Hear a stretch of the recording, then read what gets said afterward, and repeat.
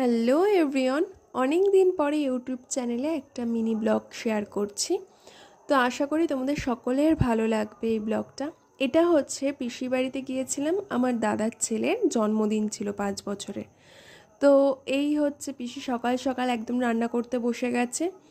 প্রায় 100 লোকের কাছাকাছি নিমন্ত্রণ ছিল, আর পুরোটা পিসি একা হাতেই রান্না করেছিল। এখানে দাদা ভাই বসে পড়েছে বাবানের যে গেটটা হবে সে সাজানোর জন্য শোলার কাঁচটা নিয়ে, কারণ দাদা ভাই এসব কাজে একদম পটু। আর এখানে আমি একটু মাছের সাথে খেলে নিচ্ছিলাম। তারপরেই আমরা চলে গেছি, বাবান স্নান করছিল, ওর জলের মধ্যে একটু ফুল টুল দিয়েছিলাম, এগুলো খুব পছন্দ করে তাই জন্য। ওর লাঞ্চ দিয়ে দিয়েছিল খুব স্পেশালভাবে সাজিয়ে, কারণ বৌদির খুব ইচ্ছা ছিল যে এরকমভাবে সাজিয়ে ওকে খেতে দেবে। যা যা ওর পছন্দের জিনিস ছিল সবই এখানে দেওয়া হয়েছিল।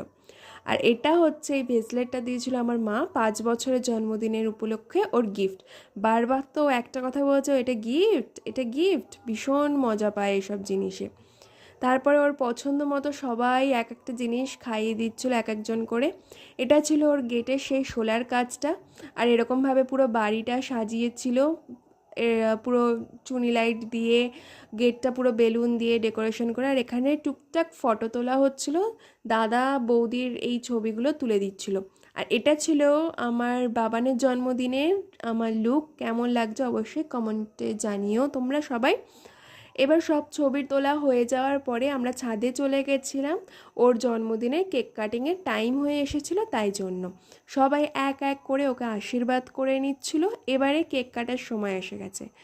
এই যে কেকটা ছিল, এটা হচ্ছে অনেক দিন আগেই দাদা বৌদি আর বাবান মিলে গিয়ে কেকটা অর্ডার দিয়ে এসেছিল। কেকটা পছন্দ করেছিল কিন্তু বাবান নিজে।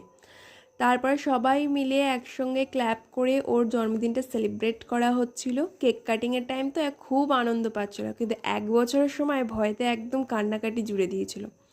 ভিডিওটা কেমন হয়েছে অবশ্যই কমেন্টে জানিও, আর চ্যানেলটি সাবস্ক্রাইব করে বেল আইকন প্রেস